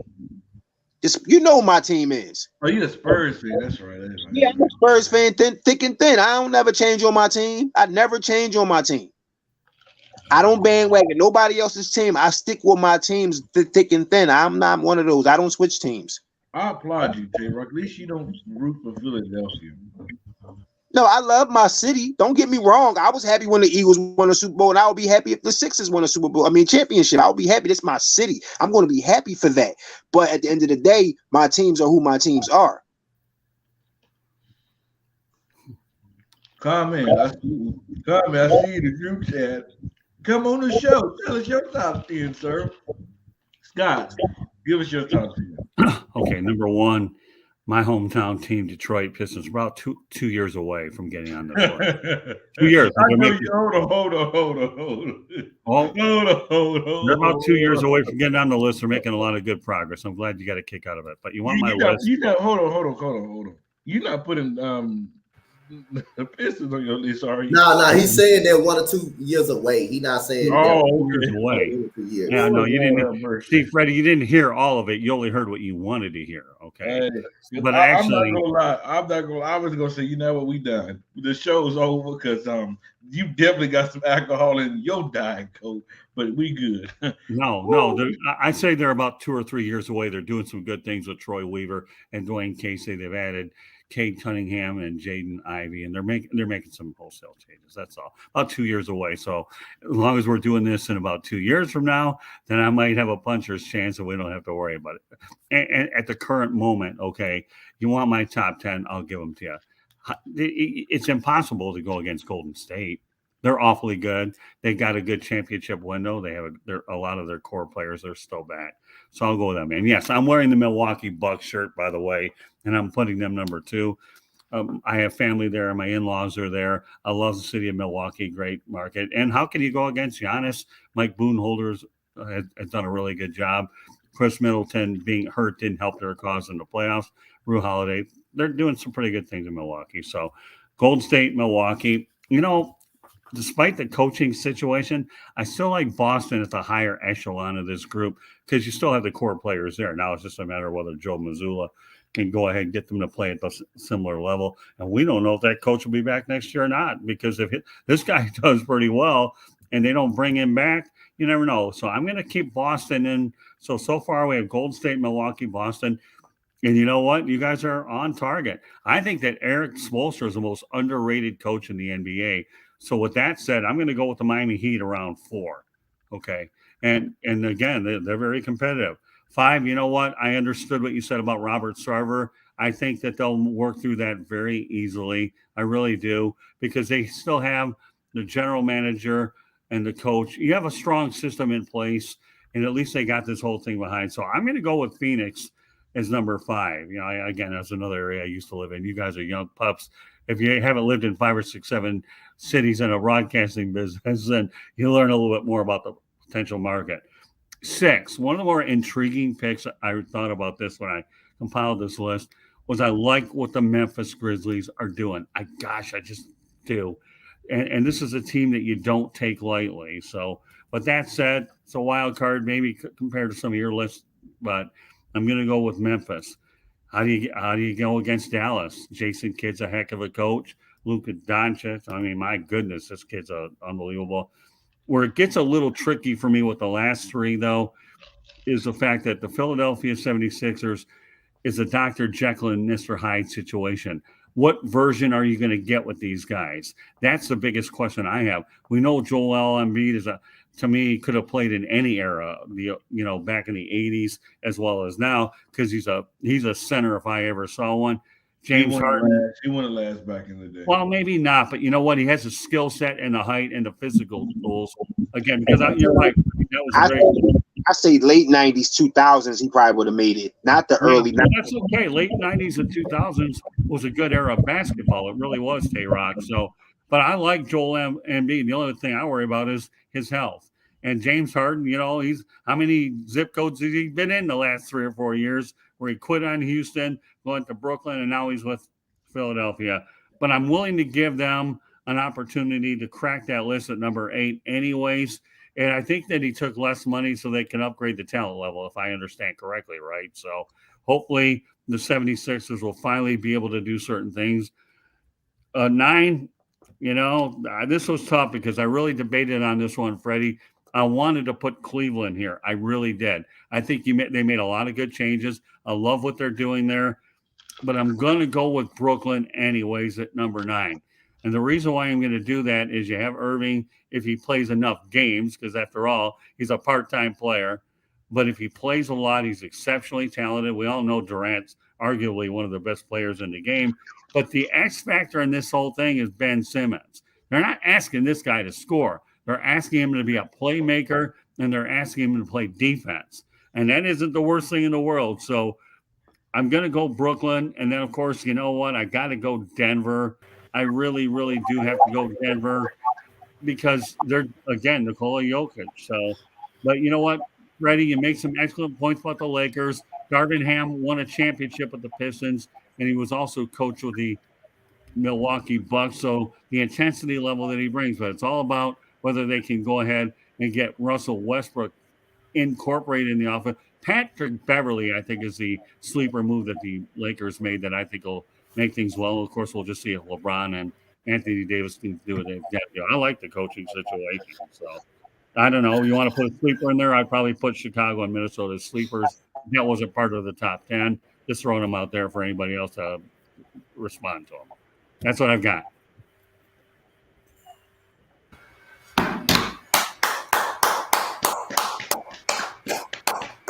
I have a feeling you're going to like this. I have a feeling that wasn't No, so Doc. bad. I like before you speak. I like Cooper Rush over Dak. We didn't ask you what you like. Okay, that's the first thing. Okay? Hey, big time. Good to see you, my friend. The reason why the claps are there is because whenever I enter the building, the crowd goes wild. Now, I don't know what y'all talking about. Forget Westbrook. Forget everybody else. Forget the Lakers right now. I'm quite sure y'all covered it. I'm just showing it. I'm just showing up. I just want to say, really, just one question. How about them Cowboys? Huh? Talk to me. Got Freddie. Big time. Freddie really ain't nothing you can say right now. I know it hurt you. I know it did. But just let's just lay in it right now. I know you thought the Giants was gonna show up. I know you did. They showed up. They got hit in the mouth. I told you I got a defense. Did I tell you that, Fred? Thank you, big time. Thank you, big time. Hey, just like you told the Eagles, huh? Y'all gonna punch them right in their mouth, huh? Listen, Jalen Hurts gonna get hit. Ain't nobody safe. I got a defense. Freddie, all I need you to do, Freddie, is just shake your head. I ain't say nothing about the offense. Shake your head. I got a defense. Oh, okay. Don't worry about it. Don't worry about it. Big time. We'll be in LA in a minute. That's all I'm gonna tell you. Hey, big time. I got 2 things for you, big time. I know you Cowboys fans get amnesia every once in a while, but you must have forgot. I picked y'all yesterday. And why did you do that, Fred? Why you Because pick? I love controversy. I love drama. And you know what it's doing big time? This creating drama in Dallas and Big D. Because guess what? I love when I hear Jerry Jones come out and say, "Oh, I want a quarterback controversy. Oh, I want that." And you know what? I love to hear. But now you truly have a problem because if Cooper Rush, and I will say he's playing great football right now. To me, and tell me if I'm wrong, big time. I'm being all serious right now. Tell me if I'm wrong. I said this earlier. It seemed like those receivers rally around Cooper Rush better than they do Dak. It seemed like Cooper Rush have better chemistry with those receivers than Dak does. What do you agree with me on that? First of all, let's talk about the comment right there. You see what happened when I show up? Look at who is Michael Coney. Look at this. See, this is what I bring. You see what I'm saying? Put it up there. There you go. You see what I'm saying? I don't have to tell you. I am who I am. That's all I'm telling you. Now, to answer your question, first of all, Freddie, we don't need your compliments. We know you're a hater, okay? That's the first thing. We don't need your comments. You are a hater, all right? Now, to go back to to really answer your question, the answer is because you got to keep in mind when it comes to Noah Brown, this is the guy who Cooper Rush has been throwing to primarily because he's second team as well. So the connection is already there. That's really not the issue. The issue is that when Cooper came in the game for the last 2 weeks, it forced Kellen Moore to die down a little bit. And it made him put an emphasis on the running game. That's what happened. We ran the ball almost 30 times last night. You gave the ball to Pollard. You gave the ball to Ezekiel Elliott. Those are the best players. When folks kind of trying to stop the running game, it opens the field up. That's why he looks so good in play action pass. But don't worry about it. Once we beat up Washington Sunday, I'm going to Carson Wentz got sacked 9 times last week. Really? And 18 on the way home. Excuse me. And now he got to come see us? This defense? Oh, okay. He may not make it out next week. That's what I'm trying to get y'all to understand. He going to get hit in the mouth. Once I get finished hitting him in the mouth, you next, Freddie, because we're going to put something on Stafford too. I want you to understand that. I ain't say we're going to win. So let me ask you a question, Big Freddie, you ain't catch me. I ain't say we're going to win. I just said Stafford going to get hit in the mouth. That's what I said. Because I was going to ask you a question. Whichever quarterback you play that Sunday, don't you think Mr. Donald going to touch them in the mouth too? Cooper Rush didn't get sacked last night. But Aaron Donald not on the other side of the football field last night. What have Aaron Donald done this year? He don't even want to play. He wanted to retire. Aaron Donald just warming up right now. You know Big what time. I got. Yo, what's up, Moses? I want to ask you a question, Big Time. Yes, sir. Let's have a little American history lesson here, okay? Okay. I'm old. Come on. Yeah, me too. So that's good. That's why I'm going to ask you an American history question. What happened in November of 1973? I was only 6 months old, so I don't know about that. Well, okay. Well, I guess I ain't that old, you know. All right. Well, I am, but but there's a reason why I'm mentioning this to you guys, and pertaining to the Washington Dallas game.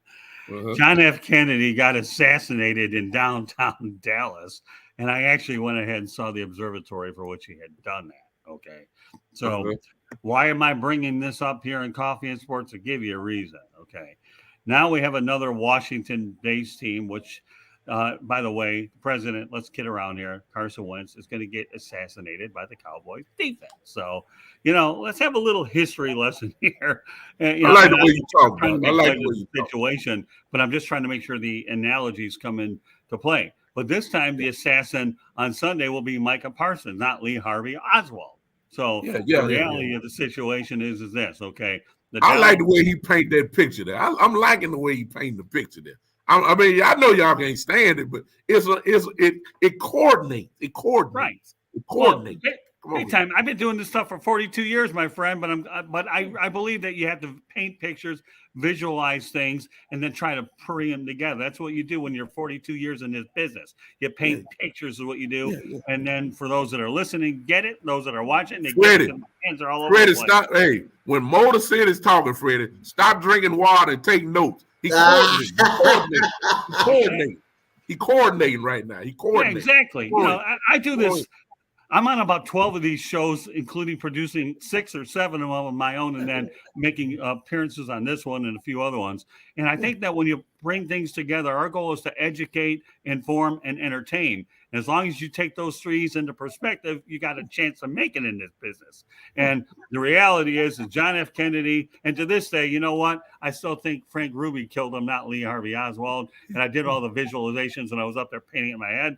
I don't have to visualize what's going to happen. Okay, this Sunday when the Cowboys assassinate Carson Wentz. And I'll even take it further, okay? I saw once upon a time on Monday Night Football, I saw the Lions beat the Dallas Cowboys and Barry Sanders ran amok on the Cowboys. Yeah, there we go. Everybody get into that. Look, I was with you until you started that. Yeah, there you go. No, but I saw Barry Sanders have a great game on a Monday Night Football at Texas Stadium. Yeah, I remember that.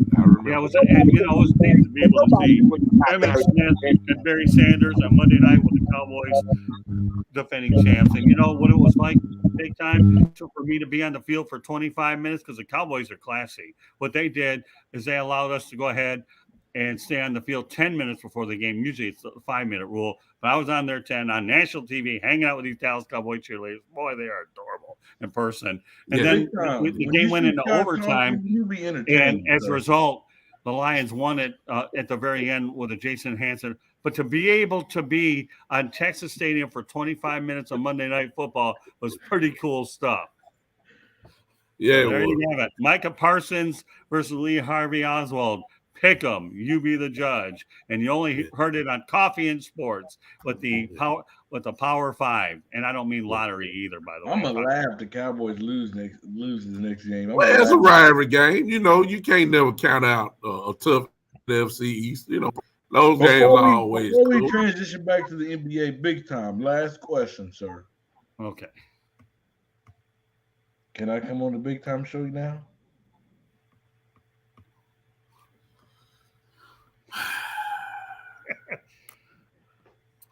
No. I had to try. I think you banned from the big time show. I think you banned from that. I don't even want to see him. You understand? I don't even want to see him. I told you, I may have to do that because it's, hey, Freddie, when I'm talking, you don't drink no water, man. Don't drink no water. So listen to me. So when I need to create a spot on there, call it the hater corner, where I invite all Cowboy haters to come in just for about 2 or 3 minutes and let them talk their trash. I see right over there, Tay-Rod, he's another Cowboy hater. Let him in too, and you know, bring him on in. No, I'm not a Cowboy hater. The Cowboys just not my team. I don't hate the Cowboys. I just don't. My thing is with the Cowboys, people hype them up every year for them not to win the Super Bowl. That's my only issue. I don't hate. Okay, that's what it is. Listen, I was happy. I was happy when we beat y'all in the playoffs in Dallas, Texas. I was happy. You know, I'm a Niner fan. I was happy when we beat y'all.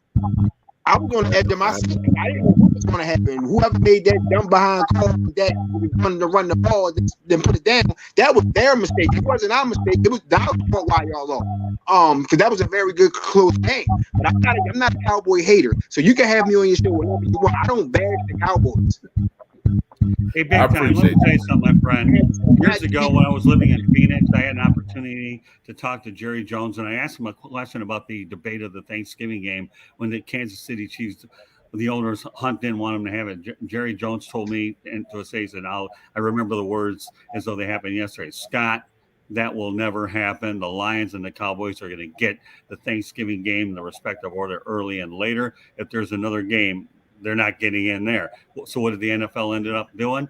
They went out there and have an evening game where they rotated. So I love Jerry Jones in terms of the fact he's very nice to the media. And the way he does things to me is, the only mistake he's ever made since he's owned the Cowboys, and I've been a firm believer, is when you let Jimmy Johnson go because they haven't been relevant since. No, Scott, he made more. No, Scott, no. Oh no, hold on, Freddie. I don't care about Barry Switzer getting a ring that Jimmy Johnson hand delivered to him with the growing pains he has. So check your ego at the door, Freddie. Okay, the reality of the situation is this. Okay, you're not quite as old as I am. Okay, but I respect Jerry Jones. He's a billionaire. Okay, he is a billionaire, and you know what? That's just the reality. Hey, Freddie drinking water, ain't you? Right. I might go in my cabinet and get something else. Yeah, that's okay. No, out of mine is the Jacksonville Jaguars have been the AFC Championship 3 times. Tyrod. They've only been there once. Listen here, Scott. Yeah. Jerry Jones is the reason why this team has been irrelevant for the last 26 years, sir. Right. I don't want to just hear, because of Jimmy Johnson. Please, I don't want to hear that. Right. Jerry Jones do too much. He wants to be the coach. He wants to be the owner. He wants to be the GM. Hell, if you told him that he could put shoulder pads and a helmet on, he'll go out there and play football. Right. I mean, he just want to do too much. I don't want to hear. First of all, as I done told you many times, Freddie, your analysis of my team is not needed. Okay, you're biased. We don't want that. I just want to educate. If you want honesty, you come to me because I'm not one of them crazy Cowboy fans. Am I lying? I'm about to get to the point. I'm about to get to answer your question. I listened to what you said, and you're right. Yeah.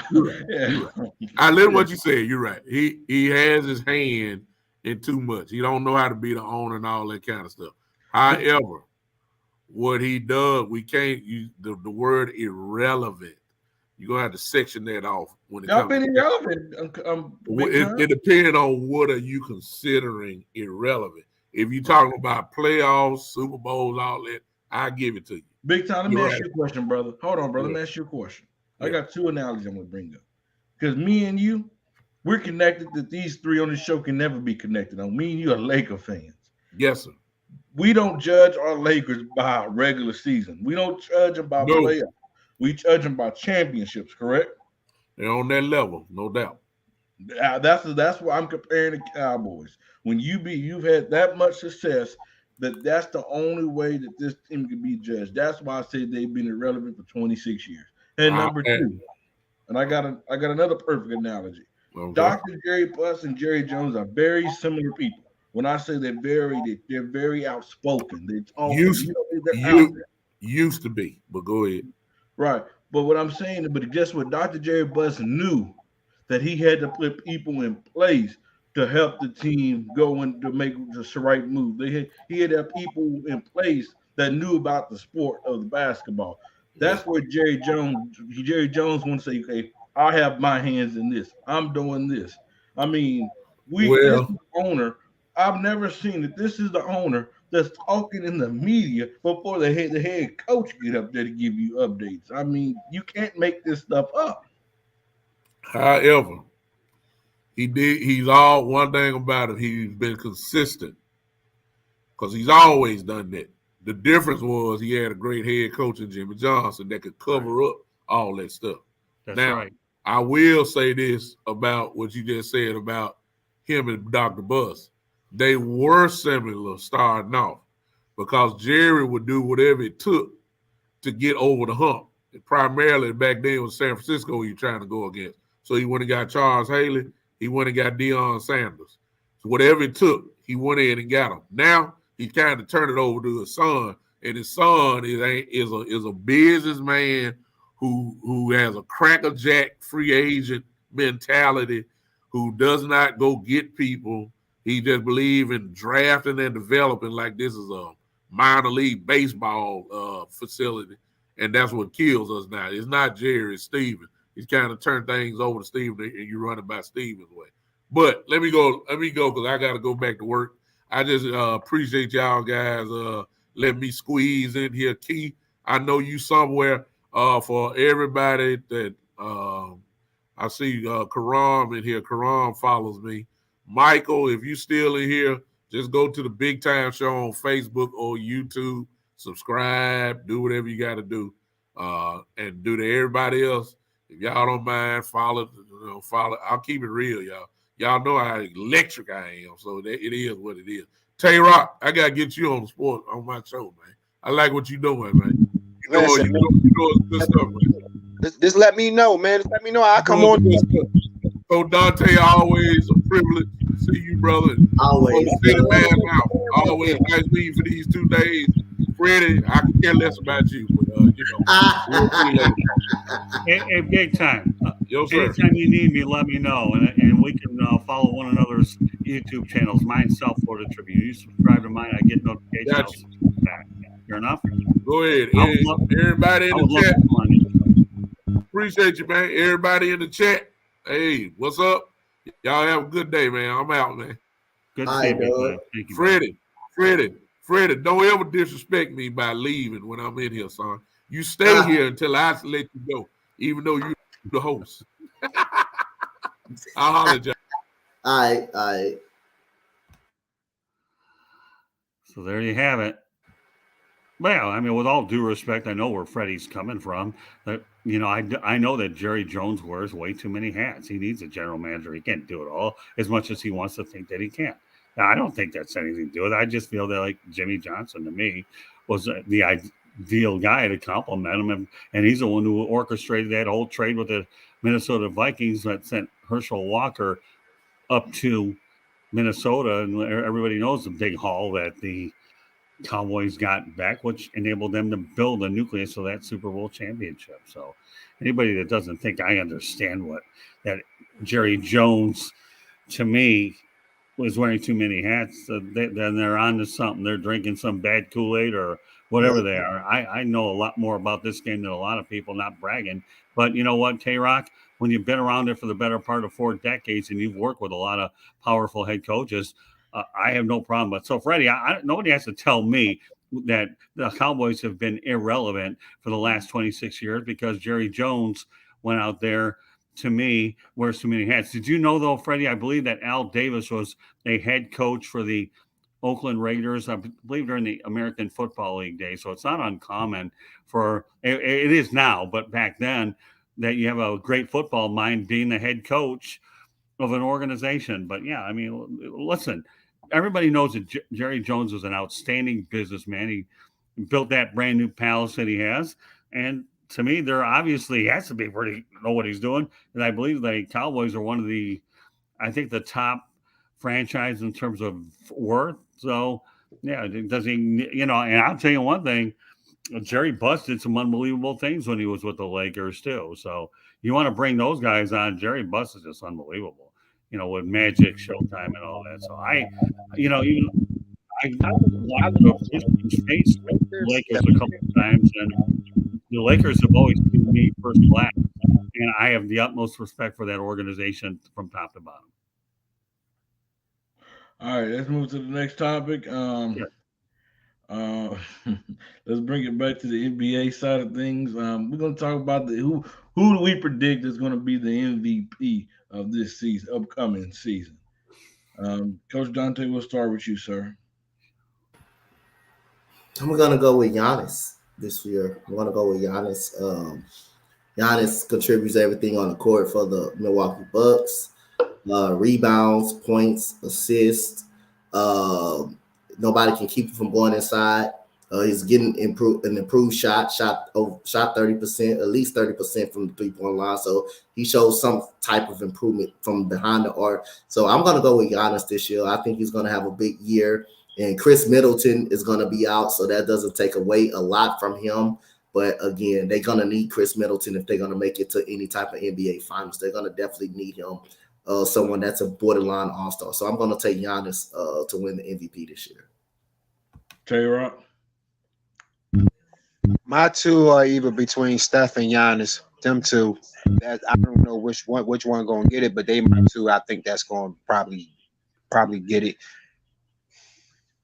The only way I see LeBron getting the MVP, he gonna have the ball out to like no tomorrow. Like he's possibly can get it, But he's the way the players are playing now. He got to, even though he had his age, he would have to like really step it up another notch to really get there. But my two is Steph or either Giannis. All right, Scott. Yeah, you know what? I've got to go Giannis. What I love about Giannis is he's always looking to improve his game. He really is, and he's improving every year, and he still have a lot more to go. If I were going to do a sleeper pick though on this, for some crazy reason, I would put Kevin Durant in the conversation. And the reason why I would put Kevin Durant is this guy went through a lot of drama, and I know he's hungry to try to go deeper in the playoffs. It's just a sleeper pick. I would go Durant as my number 2, but I definitely cleared away going with Giannis. I mean, Steph Curry's a special player. He's a very level-headed kid, makes people better around him. So he's won it before, and there's no reason to think he can't do it again. But my first choice is Giannis, without a doubt. He makes himself better.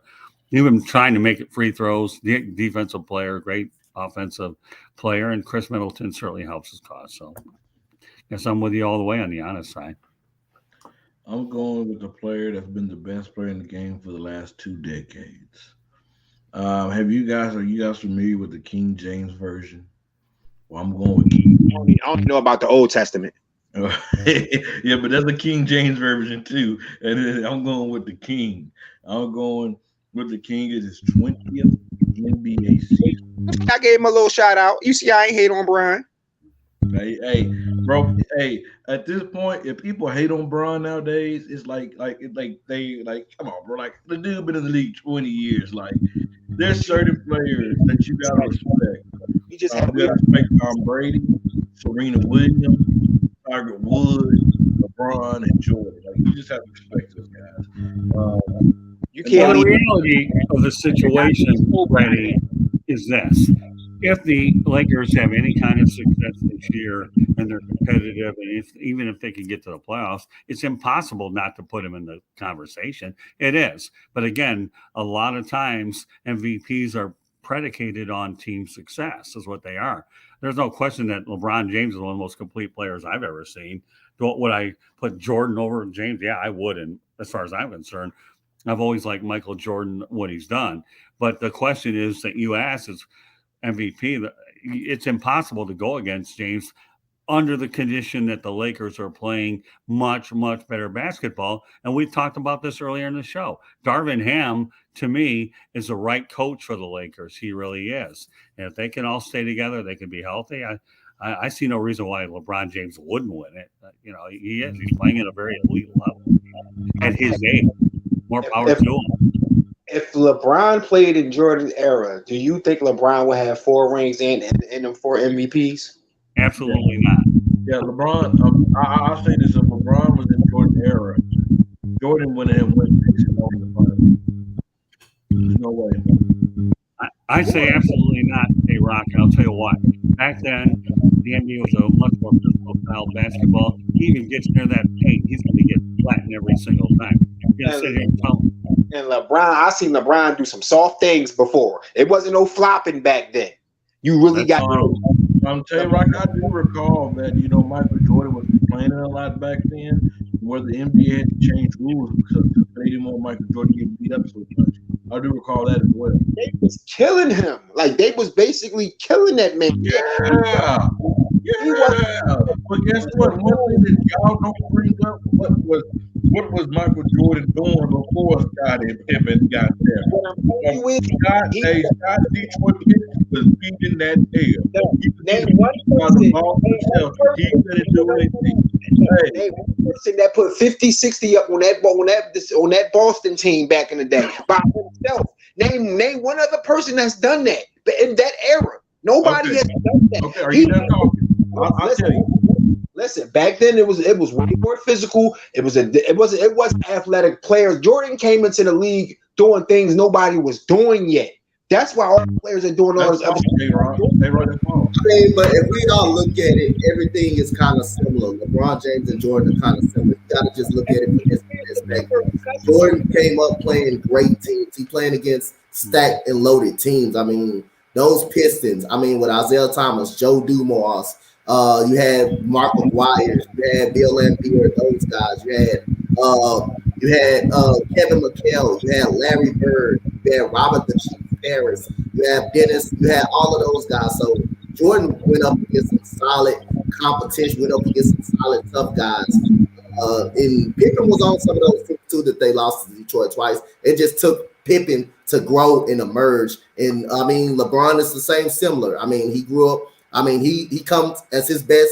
As both of these guys grew up in their organization as immediately the best guys of their franchise, the best guys already when they came out. LeBron had to go through not having a great team every single year, even carrying his team. So they both did similar. They both did similar things. I think LeBron would be good in any era, to be honest. I think he would. Because Dante, don't let Tay Rock off the hook, brother. Don't let him do that. No, I'm not gonna let him do that. I said that already. I did mention that already. I'm gonna take it deeper than that because Tay Rock, he got his chest all pounced out there, got his beard all ready to go, all like he ready to come with somebody's tail. Listen here, Tay Rock. Let me educate you on something first, sir. Come on, Frank. LeBron James came in as an 18-year-old kid in the Cleveland, Ohio, of Akron, Ohio. He came with a lot of pressure on him, but guess what? He's shown that he has big shoulders. He came into the league where the Boston Celtics had to build a super team to beat him as a kid. I mean, this dude have had teams stack up together to beat him. Michael Jordan never had that. He didn't have Larry Bird and Magic teaming up to beat him. He didn't have Bird teaming up with Isaiah to beat him. He didn't have Malone going to team up with Isaiah to beat him. They was built right, but LeBron have had super teams come together to beat him at an age. Hold on, I'm not done yet. Michael was old, but he came in the league. He was doing phenomenal things, okay, but he's not that good. He couldn't do it by himself. He was getting swept by the Boston Celtics. He was getting beat by the Detroit Pistons before he got Scottie Pippen. We've seen LeBron James take bombs to the finals. I mean, you can say the same thing about LeBron though. He wasn't all good and gravy when he first came to the league. He was missing the playoffs too. It's the same similar. No, he only missed four times. No, coach, no. He's only missed the playoffs 4 times out of his 20 years. But he missed the playoffs. He still missed the playoffs. It doesn't matter. 4 times. We're not happy. Now one of these guys. Coach, what I'm saying is he took a team where Jordan Clarkson was his second best player to the playoffs, sir. I said it and I brought that up on multiple occasions. LeBron had to go through some bad teams too. Michael Jordan, they both came in the league as they're immediately the best players of their organization. They both went through some rough times. It ain't like they both came out and immediately started winning. They both went through some rough times. And yes, Michael Jordan did play a super team as well in those 80s. He played against Larry Bird and Robert Parrish. They always on the same team. Let me ask you guys a question. Let me ask you guys a question. I've been listening to a lot of this. How do you think LeBron James would have fared going in the lane with Rick Mahorn and Bill Laimbeer knocking him into tomorrow? How do you think he would have fared? Well, I'm just asking you a question. To that game. He would have adjusted to the era. All right, well, I'm listen, okay. In your eyes, he probably would have. I'm not saying he's not a great player and certainly one of the top 10 overall. I'm not going against that. No, he ain't no top 10. He's top 10. Well, whatever. Freddie, you're missing my point. Okay. Whatever. Top 5, whatever you want to annoy him. He ain't top 5, he's top whatever, Freddie. I'm not getting into a debate about where he stands on the list. All I'm trying to do is talk about he ain't top 5, he's top 2, sir. Well, whatever, Freddie. Okay, top 2. You feel better satisfied. But hold on, Freddie. Let me get my point in. I've been politely watching the 3 you go around, and now I'm giving you some information. Do what you want with it, okay? When you have a much different brand of basketball, to me, then it's really what you have to wonder. It's all hypothetical stuff anyway. And you know why I say it's hypothetical, Freddie? Because it'd be like going to the National Hockey League with Wayne Gretzky playing in a more physical era where everything's watered down. Now, again, teams back then were built with the intent that they were done, like you say, Freddie, constructed the right way through the draft with key trades is what you have. So, I think there's no question I admire James' talent. He's done a great job. He's won 4 championships. Michael Jordan has won 6, okay? And Michael Jordan is 6 for 6 in his But title. that's also a team accomplishment, Scott. That's not an individual accomplishment. So right. But the bottom line is, Freddie, no, Scott, you want to go championships? Robert Horry is better than Michael Jordan, right? I'm not. Correct? No, I don't. I didn't say that at all. So why you bring up championships? Well, how many championships does Robert Horry have? How 7. many? Does he? Okay. But you're talking about Jordan versus James. No. What I'm saying is you brought up championship. You said Michael Jordan has won 6 NBA championships. I said, okay, well, if we're going to determine that, how are we going to determine greatness? Robert Horry is better than Michael Jordan. Well, then I can sit here and bring in Bill Russell if you want to, and then we'll talk about championships. And you're proving my point. It's not always about championships to judge. I don't judge about that. No, I'm talking about different eras, Freddie. Okay, how one played to the other. You want to go by eras, Scott? Yeah. Guess what? These eras of players right now, they're more skilled than the players we were back in the day. It's a different game, Freddie. You rely on jump shooting versus physical plan of basketball. But guess what? Guess what? NBA, playing physical don't mean you playing good defense. Playing physical don't mean you playing good defense. Freddie, today's game is a jump shooters league, is what it is, compared to how it was back then. These players are more skilled. The NBA. Hey, most of those players in that league, if they most of those big men, if they translate in today's era, they'll get killed. They'll get killed. Today's NBA. You made my point. You're talking about different eras. You're talking about, if I were to go back to hockey, a lot of these physical guys couldn't make it because it's a much quicker, more wide open game. God, you're talking about 2 different animals. Most of these players today can make it back in the day. A lot of the players back in the day would not be able to translate to today's game. No question about it. I don't have to make your point. I see how the game is. It's hard for me to watch a game where a bunch of guys are taking jump shots all day long. Why do you think Adam Silver is trying to find ways to make it interesting to get some of us older guys to get interested, okay? Because we were brought up with a conventional three-point play. Drive to the lane, hit the foul shot, boom, there's your 3. Now all you do is you have 10, 15 seconds off the shot clock. Let's just shoot and rely. It's a different animal. Well, I'm sorry that you don't like that these players are more skilled than those players was back in the day. I'm sorry that you don't like skill. Well, you know what? You and I will always differ on this because you are grown up in this era, and I grew up having observed 2 eras. That's okay. But guess what? Freddie, you might have went to the era. That don't mean I didn't have to, I couldn't watch film. They still have film on that stuff. That don't mean you gotta watch a lot of film. Really, Freddie, it's different when you're watching Jordan live and then watching film of him. Right. It's different. Like at the end of the day, sir. No. Hey, let me say at the end of the day, I still grew up at the tail end of it where they were playing physical. That don't mean these guys are playing more defense than they were back in the day. Just because you're physical, that don't mean you're playing defense. Let me tell you something. If that LeBron Cavs team went up against them New York Knicks teams back in the 90s, LeBron would never get past them. Oh, yeah, you're right. Right. You do realize that they would have adjusted to that era. They would have done the same thing that those guys are doing. You do realize that. They would have adjusted to the rules back then. Now, I don't know. I can say this. I don't know if LeBron will win in the era, but I know he will be able to play. He will be able to play in that era. I think LeBron can play in any era. I think LeBron can translate to any era. I don't know if he will, but I believe he'll play. He can play. I don't think he will stop Jordan. Nobody's debating that he can't play in any era. I've always said that, like Freddie says, he's probably one of the top couple of players of all time. And I've always thought Magic Johnson was up there too. But getting back to Tay-Rock's point, Charles Oakley was a beast. Bill Cartwright, they were physical ball players. Dennis Rodman was an animal on the boards, compiled up a lot. And then, of course, you had Bobby Jones back in the day with the Philadelphia 76ers, was really good. So I'm not doubting whatsoever about LeBron's talent level that he wouldn't be a hell of a player or a Hall of Fame player. That's never even a conversation that'll ever come up with me. I lived and watched games at courtside, okay, during that era. I watched Patrick Ewing in person.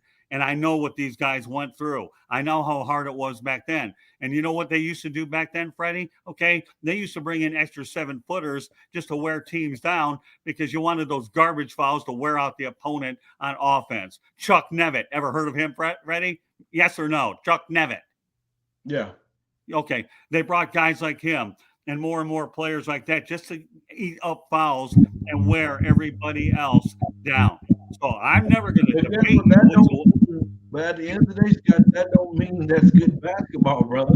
Just because you're doing that, I'd rather see somebody try to find a way to slow down Steph Curry, but not just beating him up. That's not defense. These players are more skilled than they were back in the day.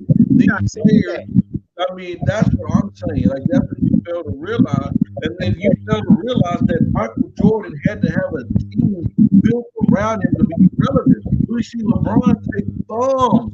We see him take bombs in the finals. And LeBron went to go play with superstars. Jordan never left to go play. He never left to go play with Guess what? He had a respectable franchise that was willing to put the players around him. He had a franchise to put that. What is even Michael Jordan had to have an all-time great coach to win. Let me ask you this: how many All Stars has LeBron played with more All Stars than Jordan? Yes, yes, he has. So who needs more help? Who needs more help? Tay-Rock, you're not listening to what I'm saying, sir. What I'm saying is Michael Jordan was blessed to get drafted by a team that was eventually 9 years into his career, eventually was willing to put talent around him. LeBron got drafted to a team that did not believe putting talent around him until he left and came back. And then also name Michael Jordan had to have it all. He had to have a good big man. He had to get a good wing. He had to have a good point guard. He had to have it all. Oh, LeBron, wait. he even had to have an elite head coach. LeBron James, the best coach he ever played for was Eric Spoelstra. I'm about to school you, Freddie. First of all, before Scottie Pippen, name one person that was close to even making an All-Star before Scottie Pippen came on the Chicago Bulls. You're right, and guess what? Nobody. Michael Jordan was not good enough to carry that team. He was still LeBron James was though. And it was crazy. He was still considered the best player in the league with no team, just like you can be considered that, but I look at what have you accomplished. At that time, Jordan was getting swept. At that time, Jordan was getting beat up. We seen LeBron with little to nothing, him put people on his back and carry. He wasn't physical no more. Well, here, Freddie, remember this, okay? When Michael Jordan entered the league, they drafted Horace Grant. Remember that? And then they drafted Scottie Pippen. So the Bulls built the team the right way through the draft and added pieces through trades later on. Okay, I know that LeBron James came up in with the league with a bare hand. So what? Big deal. I understand. And but like Tay-Rock said, he ended up leaving Cleveland to go out there to come to Miami to pair up with a super team. And you know what? Here's the thing. They predicted 5 championships, and it didn't work out that way. You know why? Hold on, Freddie. Let me finish. I'm trying to be respectful to you. Please be respectful to me, okay? I didn't say nothing. I know, but your body language is indicating that you're ready to interrupt. Don't look at my body language. My body language can throw you off. That's fine. Whatever. My point is this. They lost to Dallas that first year, won 2 championships, and they never won another. I remember that old song and dance on local TV. Let's get 1, 2, 3, 4, 5. And all of a sudden, they ended up with 2, and that was it. End of story. Then LeBron wanted to try to get a stranglehold on the team organization. Pat Riley would have none of that. So the reality of the situation is, again, LeBron James, he had to leave his existing franchise to go somewhere else. Now, to his defense, I will credit James for this.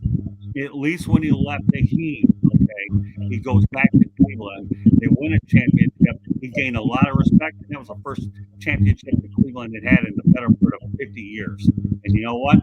And they'll always be revered for that. His number's going to get retired probably in 2 or 3 places anyway, because he's been that big of an impact. So I think what he did in Cleveland when he returned to Cleveland to win that championship, for me, was extremely admirable. It was. The city started for a title. At the end of the day, he's not the one that created that super team first. The Boston Celtics put up KG, Ray Allen, Paul Pierce, Rondo, just to beat the kid. So what do you expect him to do? Just stay there and get beat? No, not at all. Because what you've got is a new trend here with super teams, Freddie. You're right. Boston started it, LeBron, and then what we see a bunch of other guys follow suit where they're all joining everybody. And do you know where the origin where a lot of these super teams came from, Freddie? Do you know? Where's that?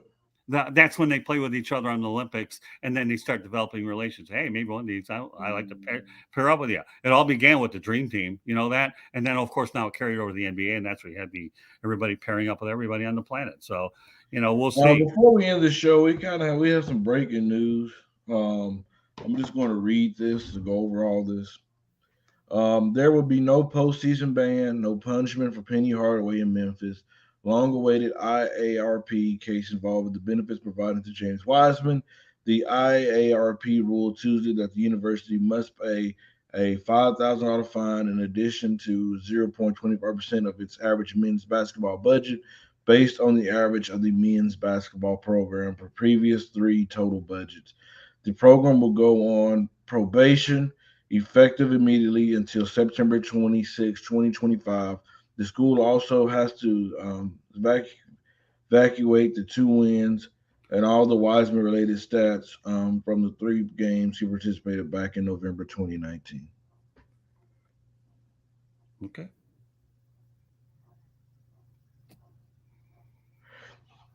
Coach Dante, I know you'd be pretty big on all that good stuff. Do you have any reaction to that, or you just need to, just look at it some more? Or I just need to look at it some more. I have no reaction on it. I just need to look back more into it. But I know the Memphis University, I know is a reason why James Wiseman left early from college because of that, and getting ready for the NBA. So I was really thinking Penny Hardaway was going to really have the Memphis Tigers on the upside. They did lose the second round to Czech Holmgren them, which is they should have won that game. They by far should have won that game. Jalen Duren got tired at the end of the second quarter. So again, unfortunate. He had a guy, Monty Bates left. Monty Bates left him this year. So it's some interesting thing going on in that organization, in that program. In that program. So I got to look more into it. But I know it's not a good look for Memphis. Scott, do you have a reaction? No, absolutely no reaction to this at all. I know that, to me, Penny Hardaway is doing the best he can to get Memphis on the basketball map. But no, I think I'm going to defer on this one until I get more information and read it and then evaluate it at a future date, if that's okay with you. No, most definitely. Yeah, I'm not a quick reactionary person until I get all the facts. And this is just not one of those where I care to go that direction. No, I definitely feel you on that. Hey, let's just hit one last topic. We have a few more minutes. Let's do a prediction of Coach of the Year for the NBA. Coach Dante, if you want, whoever want to go first, I can go first. I got it up on this. I'm going with JB Bickerstaff from Cleveland, the coach out of Cleveland, ex-Houston Rocket, interim head coach. Took over when Kevin McHale got fired. I think James Harden got Kevin McHale fired. To be honest, when we were struggling that year, we was 38-41, and JB Bickerstaff led us to the playoffs at 41-41. He's a very solid coach, knows what he's doing. Now getting to Donovan Mitchell, having Karis LeVert who can get you 20 points a night. Also having an emerging rookie in Evan Mobley, a rim protector Jared Allen. And also Zeddy Osman, Dean Wade, who just got his contract extended. I'm going for JB Bickerstaff from Cleveland, man. I think he's on the upside, on the upcoming with this Cleveland team. And having Donovan Mitchell, someone that's had that playoff experience, I think is going to be. I think they're in from a big season, so I think they make a 10 for a top 5 seed in the Eastern Conference. So I got JB Bickerstaff from Cleveland. All right, Scott. I'm going Darvin Ham, believe it or not. And I'll tell you why I am going Darvin Ham. I think that he's the energy that the Lakers really do need. Again, if he can keep guys, if the team can stay healthy, that's certainly a very important part of what they're doing. But I don't think they've had that kind of energy in a coach in a while. And I saw Darvin Ham play as a player, watched him as an assistant coach, and there's something about him that I can't put a finger on it, but I like the move of hiring Darvin Ham. It's one of those things where, you have a guy with intensity. I think he's going to find a way, by hook or by crook, in that final year of Westbrook's contract to get him to blend. Whether he comes off the bench or not is anybody's guess. We won't know that for a while. But Darvin Ham he's a proven winner. He is, and I don't know if the Lakers are going to hit 50 wins, but geez, compared to where they were a year ago, 45 to 48 with a full deck to me is very realistic, and being able to get to the playoffs for the Lakers, I think would be a major step in the right direction. I really do. So you know what, Freddie and Coach, I think Darvin Ham will. No, Scott. We're winning by 55 games this year. Well, you I, had the answer. The question was who I think the coach of the year is going to be, and I say Darvin Ham. I'm going Darvin Ham as well. He's a no BS coach. He's a Right. defensive minded coach, and he's a coach that's going to hold everybody accountable. And he's laid out the expectations. Every player that came to the press conference yesterday, the first thing they said is they had to be good on defense. And he's going to hold everybody accountable on that. I believe that he's gonna convince Russ to play a certain way, a style of basketball that's gonna lead to winning. So I'm gonna go with Darvin Ham, and because and I'm gonna tell you my backup MVP is Anthony Davis, quite frankly. And the reason why I say it because I know Anthony Davis knows this is a season that you can either piss or get off the pot type season. I know Right. that if he comes out there and he plays mediocre and he's not healthy, I would not be surprised if the Lakers entertain a trade for Anthony Davis this next upcoming offseason. Um, I wouldn't be surprised in that at all. And by listening to the way he talked yesterday, he said that he has a chip in the shoulder like he did in the bubble year. Then one of his goals is to play all 82 games this season. And so I think he's going to come in and Darvin Ham already said that Anthony Davis is the key to this team. Right. That they need him to be the best player on this team for them to win. As he said, we know what LeBron's going to do. LeBron's going to do what LeBron's going to do. He wants Russ to buy in on the defensive side of the ball a lot better. And, me and Coach talked about that a lot last year that, Russell Westbrook allowed 60%. 60% of the time, the opponent that he was guarding scored on Russell Westbrook last year. That's not good. Even Steph Curry, who's not known as a defensive player, he'll get down and he'll try to play defense. He'll compete. Right. And if you can get that out of Steph Curry, Russell Westbrook, why can't we get that out of you? Because you are more athletic than a Yeah. Steph Curry. Yeah, you know what, Freddie, I agree with you on all points. Win total TBD, but so I don't want to go there. Do you mind if I put my information out there really quickly, please? On Yeah. Twitter at Tribune South, and also please subscribe to the South Florida Tribune YouTube channel. That would be tremendously appreciated. So, South Florida Tribune, please YouTube channel, please subscribe at Tribune South. But again, you know what, Freddie, you're dead on point there. Again, I'm not sure about the win totals, but I can tell you right now, Darvin Ham, to me, he's not only is a good coach, but he's a good salesman. And remember, this was Russell Westbrook's last year. It really is, especially with that kind of money. So he's playing for a spot somewhere else.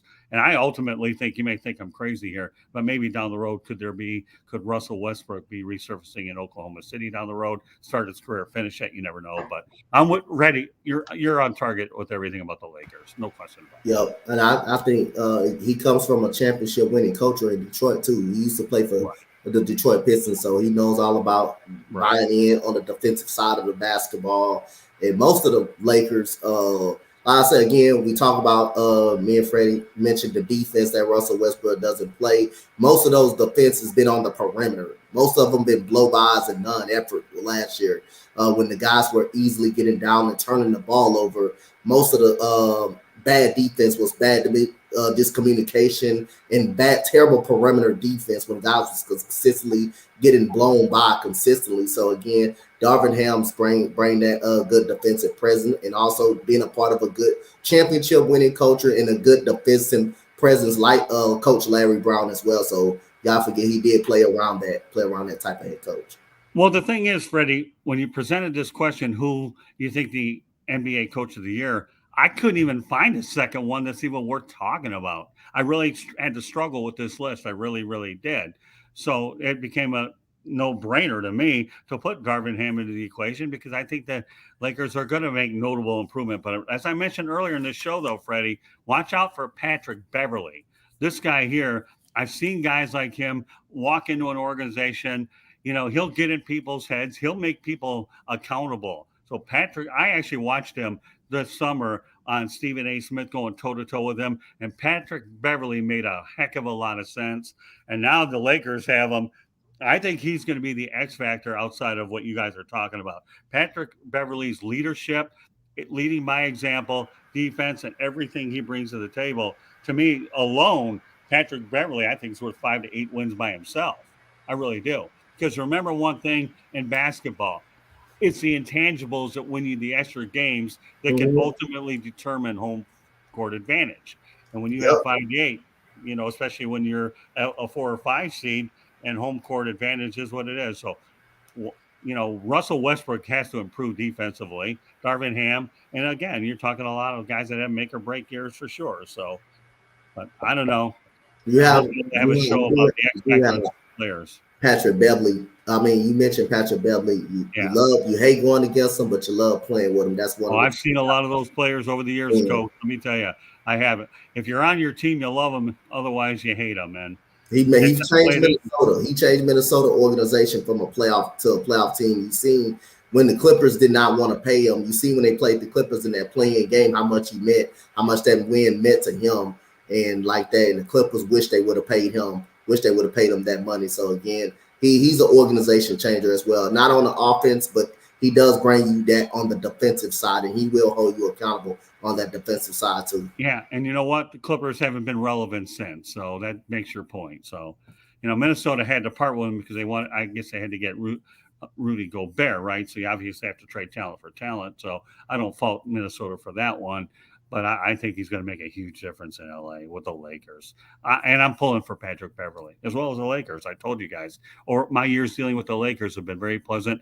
Everything I've needed, they've been really great to me. One of the best PR guys I ever worked with, Freddie and Coach, was a guy by the name of John Black, who's no longer there. But John Black was there for many, many years. And I had the good fortune of interviewing Chick Hearn many, many years ago, arguably one of the greatest NBA announcers of all time, when the Pistons were taking on the Lakers at the Pontiac Silverdome. So, hey, I have no problem with the Lakers. I really don't. All right. Man, this was another great episode of Coffee and Sports Morning Show on the Spotlight Sports Network. Make sure you guys follow us, stream, and subscribe to us on YouTube. Want to thank Coach. Want to thank Scott. Want to thank Big Time and Tay Rock for coming on this morning. We'll be back tomorrow morning talking about a whole bunch of more stuff. It's going to get heated, but it'll be good at 9 a.m. Central. We are out of here. Until next time, folks. Enjoyed it. Thank you very much, Freddie. Appreciate being on. Yes, sir. We are out.